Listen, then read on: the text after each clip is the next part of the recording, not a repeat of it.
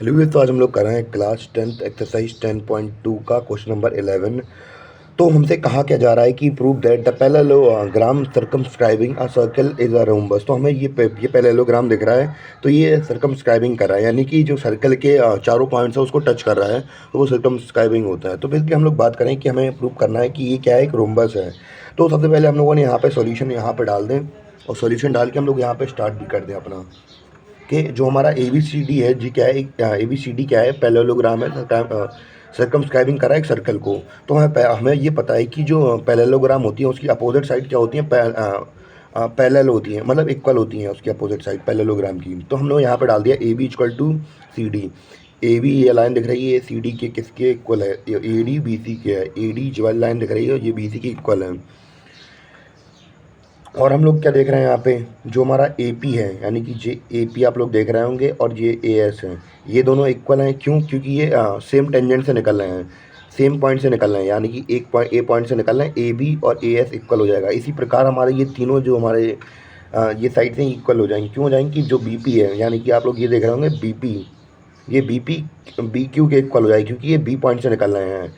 उम्मीद है आपको समझ में आ रहा हो। और ये सी आर है, और ये सी क्यू के इक्वल हो जाएगा, क्योंकि ये मेन पॉइंट ये है, और ये इक्वल हो जाएगा, इसके इक्वल हो जाएगा ये।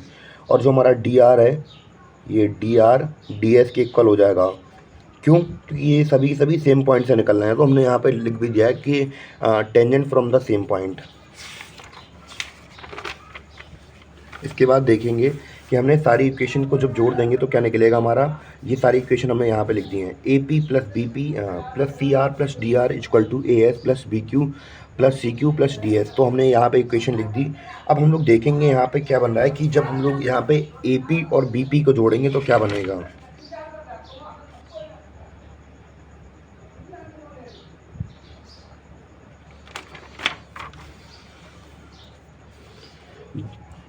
ए पी और बी पी को जोड़ेंगे, ए पी और बी पी को जोड़ेंगे तो हमारा ए बी बन जाएगा यहाँ पे।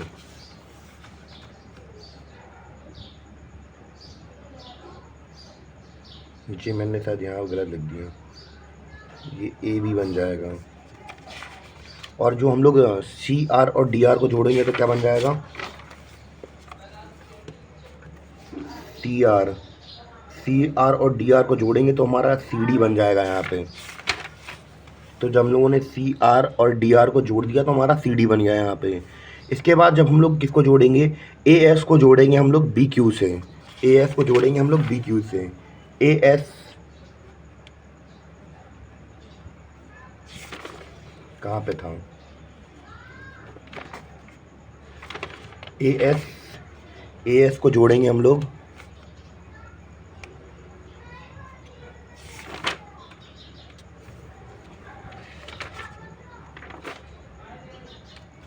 ए एस को जोड़ेंगे हम लोग डी एस से जोड़ेंगे तो हमारा ए डी बन जाएगा। और बी क्यू को सी क्यू से जोड़ेंगे तो हमारा बी सी बन जाएगा। तो इस प्रकार हमने चारों लाइन को जोड़ लिया। अब इसके बाद हम लोग क्या करते हैं, यहाँ पे इक्वेशन देखते हैं हम लोग, ए बी और A B plus C D था, तो यहाँ पे हमारा सी डी किसके इक्वल हो जाएगा, ए बी के इक्वल हो जाएगा। कैसे देखते हैं, स्टार्टिंग में, क्योंकि हमने यहाँ पे दिया भी था ए बी, हमने स्टार्टिंग में यहाँ पे देखा था ए बी बराबर होता है सी डी के अपोजिट साइड ऑफ पैरेललोग्राम्स। तो हमने यहाँ से इक्वेशन उठा के हम लोग अब सी डी की जगह पे हम लोग क्या रख देंगे, ए बी रख देंगे यहाँ पे। तो सेम हमने वही यहाँ पे भी वही किया है कि सी डी को उठा के हमने यहाँ पे ए बी लिख दिया, तो यहाँ पे हमारे दो ए बी हो गए। सेम प्रोसीजर हम लोग यहाँ अपनाएंगे, क्योंकि वहाँ पे भी सेम ऐसे ही दिया गया था। तो ए डी यहाँ पे टू ए डी हो गए, टू ए बी हो गए। तो जब इन दोनों को जोड़ देंगे तो टू ए बी हो जाएंगे, टू ए डी हो जाएंगे, और टू से टू कैंसिल हो जाएंगे। यहाँ पे हम लोग देखेंगे कि हमारा जो ए बी है वो इक्वल हो जाएगा ए डी के।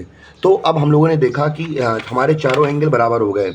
जो अब हम लोग यहाँ से थोड़ा समझ ले रहे हैं तो अच्छी समझ में आ जाएगा हम लोगों को कि यहाँ पे जो हमारा ए बी था अब वो किसके, ए डी के बराबर हो गया। और सी डी के बराबर तो पहले ही से था। जब ए डी से बराबर ये हो गया, मतलब एक एक एंगल समझ लीजिए, ये सी डी के बराबर तो है ही, अब ए डी के बराबर भी हो गया। जब ए डी के बराबर है तो ए डी तो इसके बराबर है, तो इसका मतलब ये है कि ये चारों एंगल के बराबर है।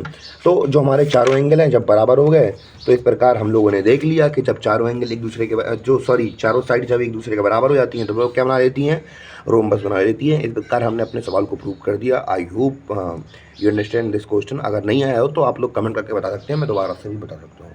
Thank you.